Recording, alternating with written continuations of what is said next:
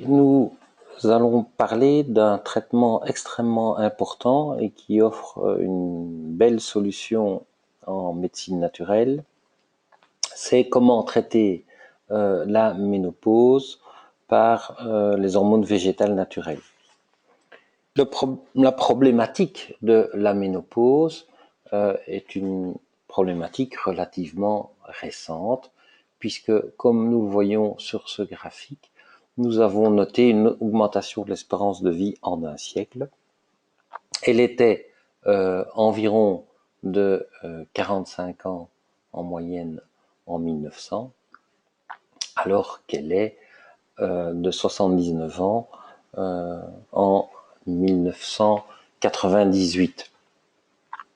Vous voyez que en 1900, 57% des gens mouraient avant 60 ans, 28% avant 20 ans, tandis qu'un siècle plus tard, seulement 19% des gens meurent avant 60 ans et 4% avant 20 ans.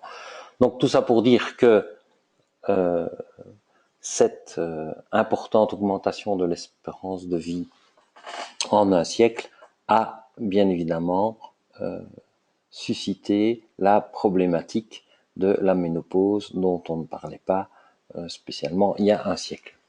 Nous avons ici ce qu'on appelle le cycle ovarien, ce qui se passe au niveau de l'ovaire.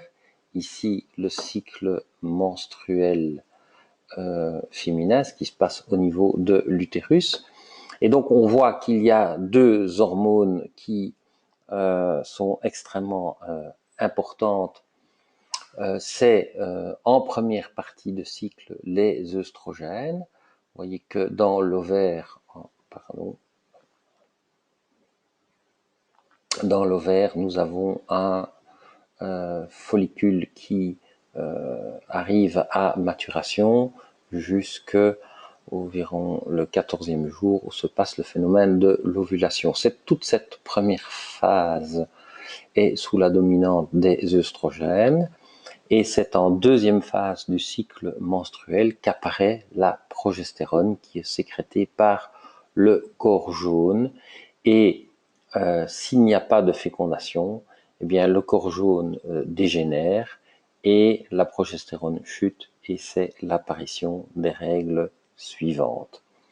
Voilà, au niveau utérin, premier jour du cycle, c'est le premier jour des règles, et puis l'endomètre prolifère, c'est la phase proliférative sous l'action des œstrogènes.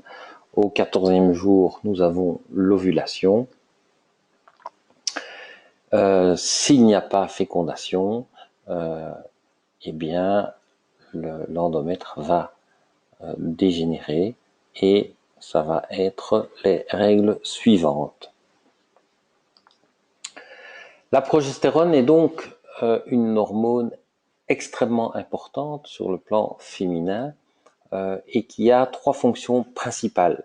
La première, comme son nom l'indique d'ailleurs, progestérone qui vient du latin progestare, ça veut dire que c'est l'hormone favorable à la gestation.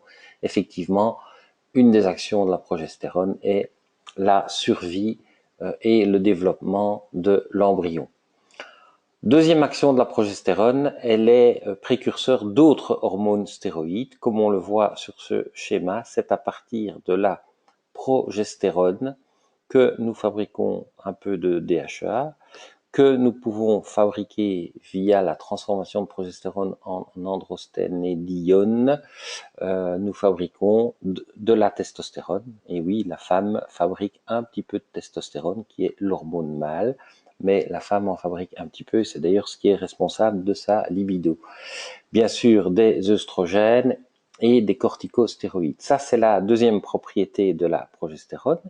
Et puis, troisième propriété, c'est que cette progestérone a des propriétés biologiques intrinsèques qui lui sont propres et qui sont, comme vous allez le voir, extrêmement intéressantes.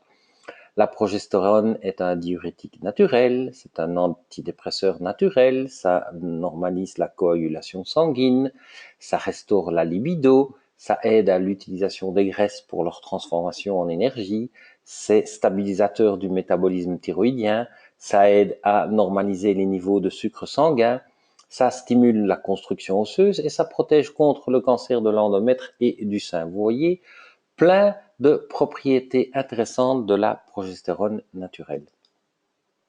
Or, que voyons-nous quand on propose à nos patientes d'utiliser des progestérones de synthèse? Je vous en ai mis ici quelques-unes, voilà, l'orgamétril par exemple, qui est très connu.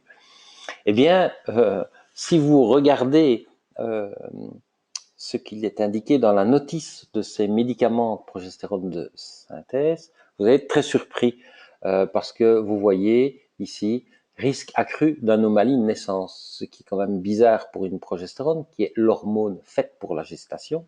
Bien sûr, on parle de la progestérone naturelle, celle que fabrique la femme, mais pas des progestérones de synthèse. Et puis, précaution d'emploi, vous voyez, peut causer de la rétention d'eau, alors que la progestérone naturelle, elle, est un diurétique naturel, peut contribuer à la dépression, alors que la progestérone naturelle a une action antidépressive, peut diminuer la tolérance au glucose, alors que l'autre l'améliore, sensibilité des seins, voilà, œdème. Voilà. Donc, vous avez toute une série d'effets secondaires à ces progestérones de synthèse, alors que la progestérone naturelle, elle, est extrêmement intéressante. Alors, comme m'a un jour posé une dame en conférence, pourquoi conseille-t-on aux femmes d'utiliser des progestérones de synthèse alors que la progestérone naturelle n'a pas tous ces ennuis et tous ces effets secondaires? Ben, pour une raison très simple qui est bien connue, c'est que une firme pharmaceutique, ça ne l'intéresse pas de commercialiser une molécule naturelle, elle préfère commercialiser une molécule de synthèse où elle peut déposer donc un brevet et faire que le médicament, en tout cas pendant certaines années, lui appartient totalement. Alors, pendant des années, les femmes ont traité leur ménopause avec le fameux THS, donc traitement hormonal substitutif de la ménopause, jusque en l'an 2000 où une étude qui est sortie a fait l'effet d'une bombe. En effet, publiée dans la presse médicale, mais relayée aussi dans la presse féminine, on a commencé à parler des effets secondaires, voire même graves, du THS, traitement hormonal substitutif de la ménopause. C'était une vaste étude qu'on a d'ailleurs appelée la 1 Million Women Study, ça devient ce que ça veut dire. On a étudié 1 million de femmes, on a comparé 1 million de femmes qui prenaient ce fameux THS, traitement hormonal substitutif, par rapport à 1 million de femmes qui ne prenaient pas de traitement hormonal. Et qu'est-ce qu'on a vu? C'est qu'on a vu une forte augmentation du risque chez les patients traités par le THS, 23% en plus d'infarctus, 38% en plus d'attaque cérébrale, 26% en plus de cancer du sein et 100% en plus de thromboembolie veineuse. On voit ici d'ailleurs un autre graphique où on a étudié l'estimation de l'incidence cumulée de cancer du sein et de cancer de l'endomètre pour 1000 femmes qui n'ont jamais utilisé le THS et pour 1000 femmes qui ont utilisé le traitement hormonal substitutif pendant 10 années à partir de 50 ans. Donc c'est extrait d'ailleurs de cette fameuse Million Women Study. Eh bien, vous le voyez, l'incidence cumulée pour 1000 femmes, vous voyez ici 10 ans d'utilisation d'une association œstroprogestative, 19 cas supplémentaires pour 1000 femmes. Ici, 10 ans d'utilisation d'un œstrogène seul, 5 cas supplémentaires pour 1000 femmes, par rapport aux femmes qui n'ont jamais utilisé le THS. Ceci pour le cancer du sein et la même chose ici pour le cancer de l'endomètre où on voit une nette différence du cancer de l'endomètre chez les utilisatrices du traitement hormonal substitutif. Alors, quelle est l'alternative pour traiter la ménopause chez une femme? Eh bien, moi, j'utilise depuis 20 ans un produit merveilleux qui est mon traitement incontournable de toute femme en ménopause et qui me donne des résultats vraiment exceptionnels. C'est le yam. C'est une plante de la famille des Dioscoraceae, utilisée depuis longtemps en Amérique centrale pour soulager les douleurs ovariennes et les troubles menstruels. En fait, les racines de ce yam renferment un principe actif qu'on appelle la diogénine, qui est un précurseur direct de la progestérone, virgule naturelle, la même que celle que la femme fabrique quand elle n'était pas en ménopause. Donc la molécule de diogénine est très semblable à la progestérone fabriquée par le corps. Vous voyez ici la molécule de diogénine mise à côté de la molécule de progestérone. Et donc ce YAM permet de résoudre à lui seul 80% des plaintes de la ménopause, à condition d'utiliser un YAM de très haute qualité et paradoxalement en crème. En effet, le YAM en crème est beaucoup plus efficace que le YAM en gélule pour une raison toute simple, c'est que le YAM est en grosse partie détruit par l'acidité de l'estomac. Tandis que quand vous l'utilisez en crème, d'ailleurs actuellement beaucoup de traitements hormonaux, ce sont des patchs ou des gels que les patientes mettent sur leur peau, donc en externe. Donc ce n'est pas quelque chose de rare. Mais donc voilà, le YAM doit s'utiliser en crème car il est beaucoup plus efficace que le YAM en gélule. Et aussi, utiliser un YAM de très haute qualité. Pourquoi? Parce que le YAM, le YAM, ce qui va faire sa force, c'est sa teneur en diogénine. Or, il faut savoir qu'il y a plus de 80% d'espèces de YAM au monde. Malheureusement, beaucoup de fabricants de YAM qui ne connaissent pas bien la problématique achètent un YAM qui est un YAM très pauvre en diogénine, donc vous n'aurez pas les effets attendus. Tandis que moi, je vous propose d'utiliser un YAM qui est le YAM le plus titré en diogénine. Voilà ce que j'entends par un YAM de très haute qualité. Et vraiment, mon expérience maintenant longue avec l'utilisation de ce YAM en crème pour traiter la ménopause, eh bien, confirme ce qui est écrit ici. Ce traitement va permettre au corps de la femme de remonter ses taux de progestérone naturelle et de DHEA. Et après un mois de traitement, on observe les résultats suivants: accroissement de l'énergie, diminution de la fatigue physique, sensation de bien-être, disparition de la dépression liée à la ménopause, amélioration de la vivacité de l'esprit et des capacités de concentration, amélioration de la qualité du sommeil, diminution des troubles hormonaux liés à la ménopause tels que bouffée de chaleur, baisse de la libido et prise de poids. À ces effets bénéfiques directement visibles, il faut ajouter le rôle préventif du YAM à moyen et à long terme au niveau de l'ostéoporose, de la protection cardiovasculaire, des défenses immunitaires et du vieillissement de la peau. Donc vous voyez que ce YAM est un traitement extrêmement complet de la problématique de la ménopause. Ménopause qu'on a souvent tendance à ramener aux uniques bouffées de chaleur parce que c'est le symptôme, on va dire, le plus marquant chez la femme et dont elle se plaint volontiers. Mais vous voyez que la ménopause, c'est toute une série de problématiques dont certaines d'ailleurs, la femme ne s'en rend pas compte. Elle ne sait pas, une femme, que une fois en ménopause, sa protection cardiovasculaire diminue, elle perd l'avantage que la femme a sur l'homme au niveau cardiovasculaire une fois sa ménopause, à cause justement de la chute de la progestérone. Alors, pour résumer les choses, eh bien, nous avons trois manières de donner de la progestérone à nos patientes. nous avons la manière que je vous conseille, qui est celle en vert ici sur le schéma, c'est-à-dire utiliser ce qu'on appelle des phytoprécurseurs, c'est-à-dire le YAM, c'est-à-dire donc la diogénine qui au niveau du foie va être transformée en progestérone naturelle, donc la même que ce que la femme fabriquait avant sa ménopause.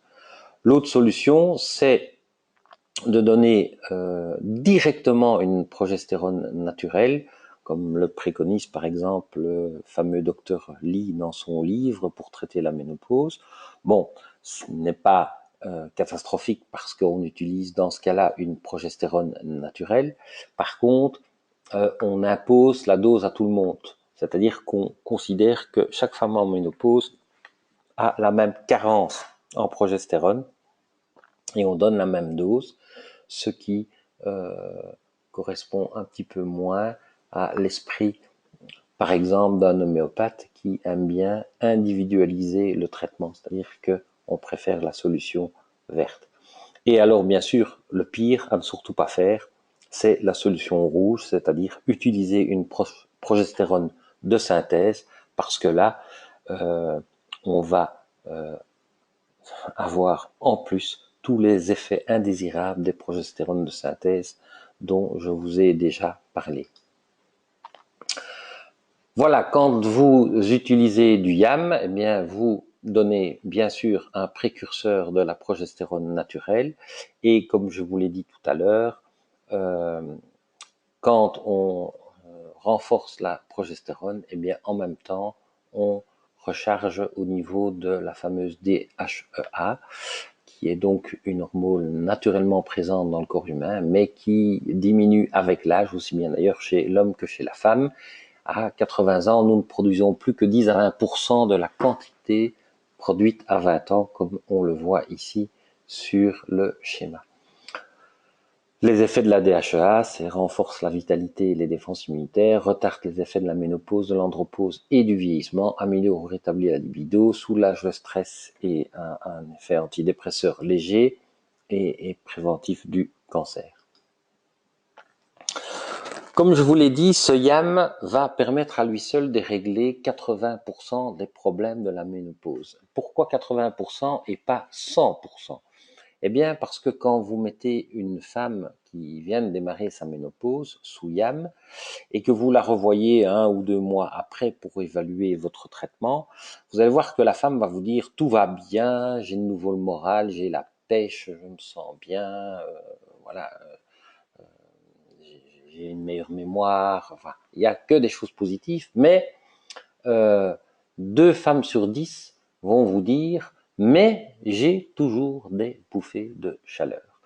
Et donc, comme je vous l'ai dit, le YAM est un précurseur de progestérone qui a une action positive sur les bouffées de chaleur, mais on sait que les bouffées de chaleur, et d'ailleurs l'autre symptôme d'une ménopause, la sécheresse vaginale, sont plus liées à la carence en œstrogène qu'à la carence en progestérone. Donc, chez certaines femmes dont le YAM ne suffira pas à régler la problématique des bouffées de chaleur, il faudra adjoindre temporairement un deuxième traitement qui est un traitement phytoœstrogénique. Et donc, moi, j'utilise et je vous propose d'utiliser le Menaplex, une formule qui combine des vitamines, des minéraux et des plantes à action œstrogène-like. Et on en prend 4 comprimés par jour. Donc vous voyez les vitamines et vous voyez ce mélange de plantes qui comprend l'Actea racemosa, bien connu d'ailleurs des homéopathes, qui est utilisé pour calmer le système nerveux et équilibrer les hormones chez la femme en préménopause et ménopause. Le Dongquai, l'Angelica sinensis, qui est utilisé en médecine traditionnelle chinoise pour traiter diverses affections gynécologiques parce qu'il contient des substances œstrogéniques qui aident à équilibrer le taux d'œstrogène chez les femmes. La prêle des champs, qui intervient sur la synthèse du collagène et de l'élastine, action aussi tonique sur le système génito-urinaire, ce qui permet de diminuer les désagréments de l'incontinence urinaire, ce qui peut être intéressant également. La sauge, bien connue, hein, la sauge Salvia officinalis, qui contient des œstrogènes végétaux, et l'ipriflavone, qui est un phytoœstrogène extrait du soja. Voilà, donc on va utiliser ce Ménaplex comme apport de phytoœstrogène. On va en prendre 4 comprimés par jour, 2 le matin, 2 le soir, juste avant les repas. Et combien de temps? Eh bien, le temps que les bouffées de chaleur s'estompent. Donc, je dis à mes patients, 4 comprimés par jour, et puis à un moment donné, vous essayez de descendre à 3, voir ce que ça donne, puis à 2, et si les bouffées de chaleur ne réapparaissent pas, c'est que vous n'avez plus besoin du Ménaplex, et dans ce cas-là, vous continuez quand même le traitement avec le Yamplex, donc le Yam, parce que lui, il est intéressant de le continuer le plus longtemps possible. Voilà un petit peu le résumé de la problématique de la ménopause. Vous voyez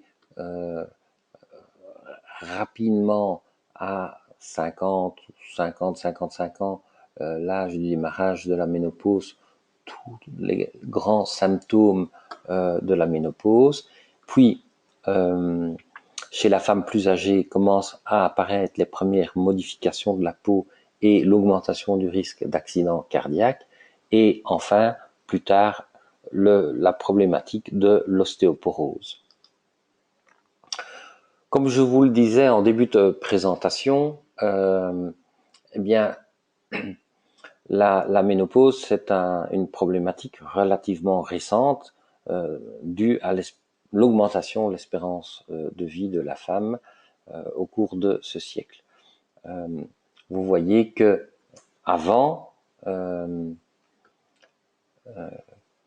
une femme passait 2/3 de sa vie sous l'influence des hormones et maintenant elle va passer plus ou moins 1/3 de sa vie en problématique de ménopause.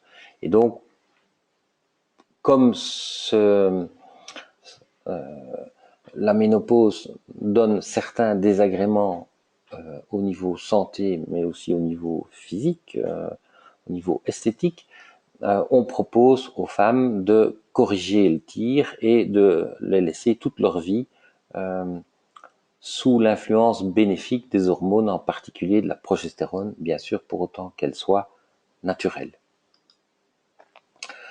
Alors, le phénomène de l'ostéoporose, vous voyez sur la photo de gauche ici une vertèbre normale, vous voyez ici une vertèbre qui ressemble à du gruyère, une vertèbre ostéoporotique. Je rappelle ici que les cellules osseuses qu'on appelle les ostéocytes se différencient soit en ostéoblastes, soit en ostéoclastes. Ostéoblastes responsables de la formation osseuse, les ostéoclastes responsables de la résorption osseuse, et dans notre corps, il y a l'action des deux, donc des cellules qui reforment de l'os et des cellules qui détruisent de l'os. Bien entendu, il faut que ce système fonctionne en équilibre. Si la résorption osseuse devient plus importante que la formation osseuse, eh bien vous perdez de la masse osseuse, vous faites de la ménopause.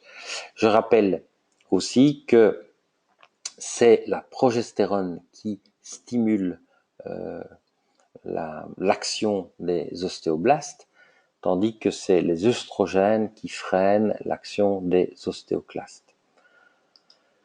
Cependant, quand vous voyez l'évolution de la densité osseuse en fonction du temps, et surtout quand on compare l'action des œstrogènes à celle de la progestérone sur l'évolution de la masse osseuse, on voit que, bien sûr, sans traitement, les femmes ont une déminéralisation qui augmente au fur et à mesure du temps.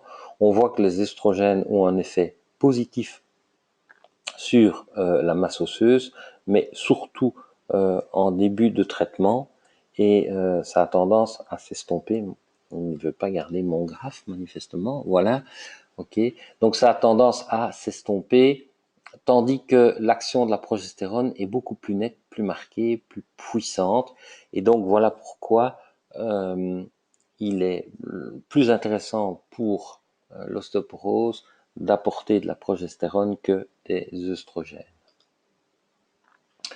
Si on se résume au niveau de ce traitement de la ménopause, le traitement de base d'une femme en ménopause, c'est le YAM en crème.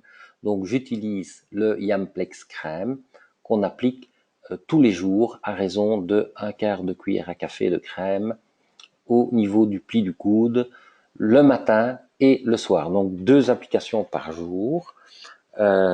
Au niveau du pli du coude, là où la peau est fine, c'est-à-dire là où l'on fait les prises de sang. Alors 1/4 de cuillère à café, moi je dis à mes patientes, vous mettez une noisette de crème, pas besoin d'une cuillère à café pour doser ça, vous mettez une noisette, la noisette de l'écureuil, voilà, mais vous mettez ça, une noisette de crème le matin lorsque vous faites votre toilette et le soir lorsque vous vous démaquillez. Donc 2 fois par jour, une noisette de crème au pli du coude. Si nécessaire, je dis bien si nécessaire, c'est-à-dire en général si malgré le YAM, il y a encore des bouffées de chaleur, temporairement, on peut ajouter un complexe naturel de phytoœstrogènes comme le Ménaplex à raison de 4 gélules par jour. Alors, on ne peut pas parler de la ménopause sans dire un mot du traitement de l'ostéoporose. Pour faire de la prévention, voire même du traitement de l'ostéoporose, on a différentes solutions en médecine naturelle. On a bien sûr la prise de calcium, mais un bon calcium, c'est-à-dire un qui va dans les os, comme le pidolate de calcium, et surtout pas le calcium sans dose, qui est du carbonate de calcium qui ne se fixe pas bien dans les os, mais plutôt dans les vaisseaux sanguins, donc ça n'a pas beaucoup d'intérêt. Vous avez un produit dont j'ai déjà parlé en vidéo, qui est le K2D3 liposomé, 6 gouttes par jour en une seule prise dans un peu d'eau, où vous avez l'association de la vitamine D3 bien connue pour favoriser la formation osseuse et la vitamine K2 qui est un petit peu le gendarme du calcium au niveau de notre corps, qui donc dirige le calcium au bon endroit, c'est-à-dire dans les os, et pas dans les vaisseaux sanguins où il va vous apporter uniquement de l'artériosclérose. Et là, ce n'est pas vraiment intéressant. Autre possibilité aussi pour l'ostéoporose, c'est prendre un très bon silicium, parce que le silicium est un puissant reminéralisant, à raison de 2 gélules par jour pour le SiliPlus, qui est un silicium remarquable et dont je parlerai dans une prochaine vidéo. Voilà ce qu'on pouvait dire du traitement de la ménopause. Je vous remercie de votre bonne attention.